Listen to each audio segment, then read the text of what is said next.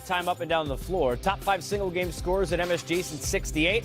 Melo, 62. You want to talk about opposing players? Boom, right there. And sandwiched he and Kobe are between Melo and the great Bernard King. And Jordan, by the way, had a few of those at the Garden as well. Smitty, we always talk about this. You talk about this, right? First game, I believe, if I'm correct, right? Was your first game at the Garden, or am I wrong with that? My first game was against the Knicks, but it was against in the Miami. Knicks. But I will say, let's go, Casey. Once I was talking about it, it's always you're measured about how you play in the Garden. Even back when I started playing before that, it's the electricity of the fans, it's the knowledge of the fan, it's the passion we talked about, Ryan. And then give James Harden credit. You know what guys have done, no matter what. People say you don't look at stats. You know what Kobe did when he came into the Garden. You know what Mike did. And he is on a tear. The one thing I love about James Harden is there's some great players. He loves to play. The reason why I say that, he plays just as hard, does the same thing in the Drew League. Yep. He is playing Drew League basketball in the NBA. And this is no disrespect to the NBA. He loves the game. You don't see a guy with his stature going and playing in the summertime the way he plays. And that's why it's showing right now how much he loves to play. He's the best left-handed scorer I've ever seen. And look, we had P.J. Tucker here on with us on Arena Link on GameTime a couple weeks ago. He said, look, this is the first guy in, the last guy out. Sometimes it's overused, but that's our best player and the MVP, and he's working. It's hard to imagine a guy after last season could get better. Has he actually gotten better, or are we just watching more of the same? And maybe he's taking on more, so we're seeing it more exploited because of the fact that he doesn't have as many teammates. It's funny you heard him say his legacy was on the line. And this was a team that was in 12th place in the West. They were in danger of actually missing the playoffs. CP goes down. Gordon gets hurt a couple games later. So his legacy was pressed. Now they're 5th in the West, but it's been on his back. And I had to question, hey, is he going to have enough down the stretch or even during the season to actually put his team in position to be in the playoffs? Then Capella goes out, and we all go, man, I don't know what this is going to look like. Boom, 62 in the Garden. How many 30 straight plus games? So his legacy was on the line. It was there, and he's responded much more than even anybody could have expected. Casey, I want to say a thing, and Ryan, thank you, Sam Presti, for not keeping him, because it seems like he's always a good player. It seems like that was the boost, and that was that little jab, because he wanted to be in OKC, from my understanding. Yeah. He is taking his level. I'm not a third option now to Russell Westbrook and KD. He's taking his level game to another level. So I want to thank Sam Presti and OKC because we're getting a chance to see. With Smitty, too, we talked about this earlier.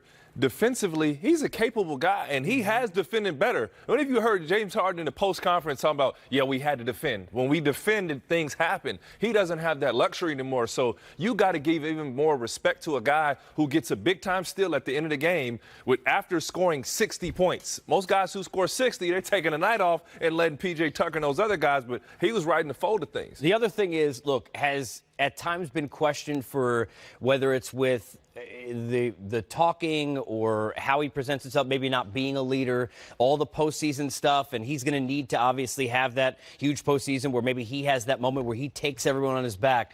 But isn't leadership giving more effort and showing that in the face of adversity, you're the example? Because I don't know about you guys, I know people at home are. You're watching as these guys drop, him play harder.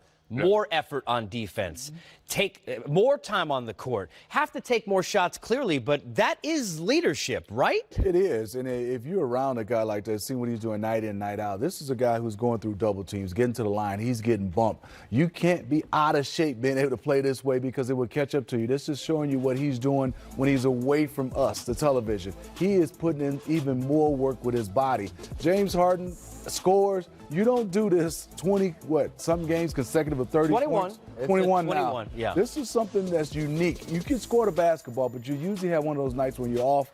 And to me, the first thing that goes, Ryan, is your legs.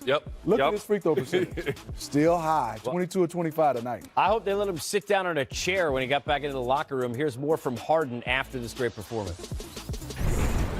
You know, I wanted to be aggressive tonight like I've been this entire season. And you know, I'm just happy we came away with the win. Like, every game isn't going to be perfect. Some nights we're going to shoot the ball great.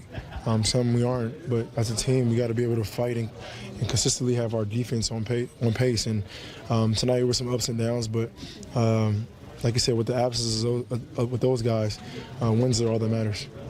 Is it special for you to tie the opponent's record here at Madison Square Garden for scoring? Yeah, This is one of the historical buildings in a sport that we have. Obviously, the fans are one of the best that we have in this league, and so it's pretty cool to come out here and just put them on a show for them. At this point in the season, what do you need to work on as a team to move up? We have to get healthy. That's the most important thing. We get healthy and we'll move forward from there. But obviously, Clint is out a little bit longer, but Chris will be back very soon. And as long as we can get healthy and catch a rhythm, everything else will be great. When you raised your arms after the final dunk, was it over just finally securing the win? Yeah, for sure. We let the game slip away 3 times. And we've seen that we've been allowing that to happen these last few games. And when we have opportunities to close games out, we have to do it. Mental mistakes, we weren't focused, and we give them opportunities, give them hope at the end of the game. When you were asked yesterday about a Garden moment, will this do? Yeah.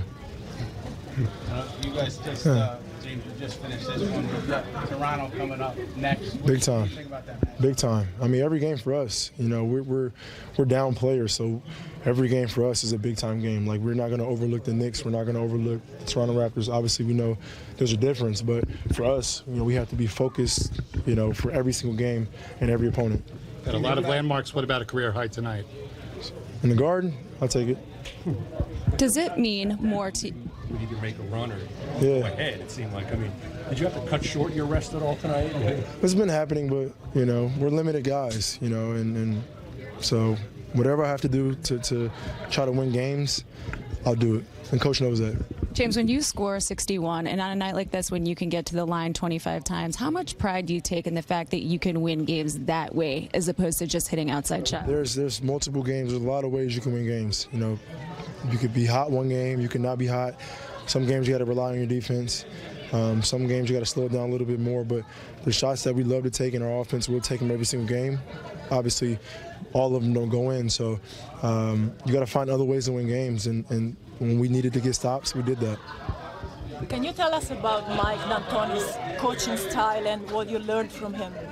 I mean, honestly, playing for Coach, he gives, not only myself, but just the entire team a lot of freedom. Like, he doesn't really yell. He just lets you go out there and play. All you have to do is go out there and do your job. Play extremely hard and play, within your role. And that's all that matters. I know a lot of coaches have strict rules and, players aren't allowed to do certain things on the court, but he just lets you go out there and play free. And that's the one thing I love about him. He's a real players coach. James, I know it's a team game, but that Toronto game, what's it like to go up against Kawhi? I mean, it's not even just Kawhi. Toronto has a really, really good team. They're probably one of the deepest teams we have in this league, and so obviously Kawhi is a catalyst, but Kyle Lowry, he's healthy. Siakam is playing very, very well.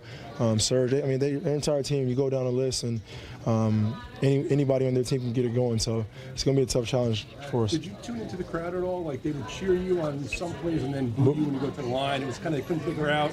They can figure out what they wanted to do, but I appreciate them though, honestly. Like tonight they kept me going and made the game exciting for me. Do you see that everywhere you go? Conflicted fans? No, you don't. That's why this place is special. I'm just happy, Because they appreciate good basketball. Exactly. And I'm just happy I can give them a 61. Appreciate it, y'all. Thank you.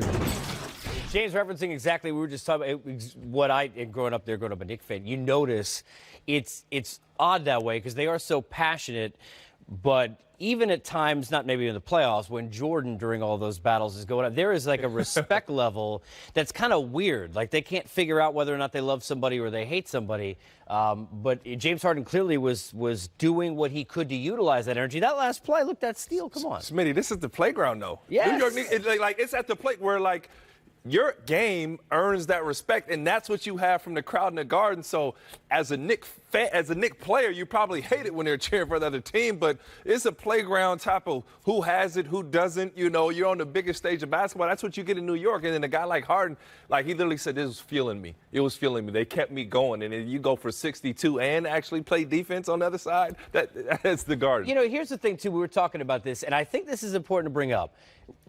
clearly, what James is doing may be another MVP, Smitty. It's unbelievable. We're talking about, well, is he the greatest, this, that, whatever. Have we forgotten that the season started? It was, wait, if Chris Paul wasn't hurt last year, the Rockets maybe beat the Warriors. Okay, they lost some defense. We understand that, not discounting it. Where are they now? Because we're seeing him drag everyone in the back and go.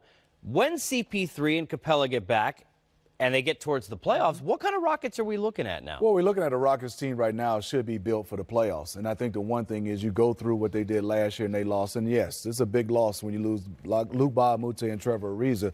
But I look at it right now is you've been through adversity last year in Game 7. You've been through adversity with no Capella, no Eric Gordon this year, and no Chris Paul. It comes down, James Harden will not be scoring 60 every night in the playoffs. Now can we have somebody step up, make those plays off the basketball when they decide to double James, when they play good defense, when he's out of the lineup? Because there's going to be times he's not going to be able to play 48 minutes. You're going to have some other guys to step up, and that's where Chris Paul will come and play to make those other plays for guys. I think about Russell Westbrook, think about AI during his day, and there were a lot of others, but great offensive players who at times the comment was, well, they're trying to take too much upon themselves. They have to find a way to divvy it out more. We know what he can do with Capella, what CP3 can do last year. A lot of dribbles, but there were other guys making shots.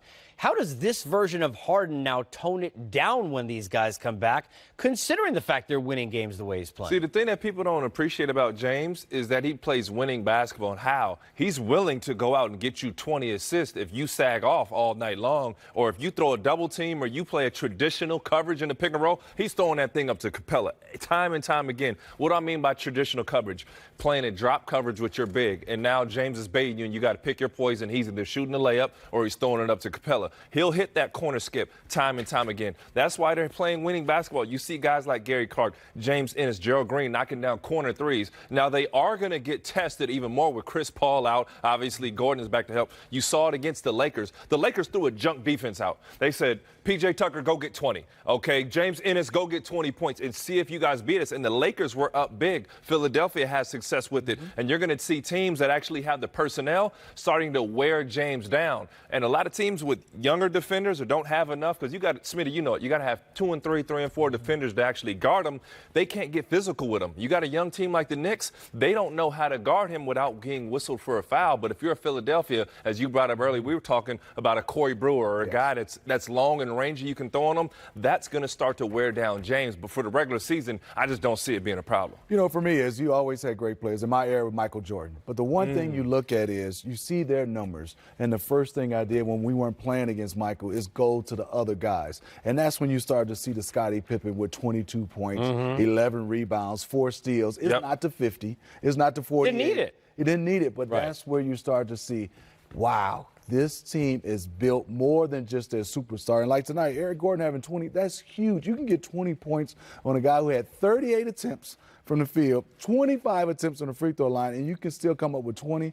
That's showing you where these other guys are going to be needed to win basketball games and ultimately to win a championship. That's why it's scary watching the duo of George and Westbrook right now, right? Either one could take over the game and the other one could take over the game at the same time. Nobody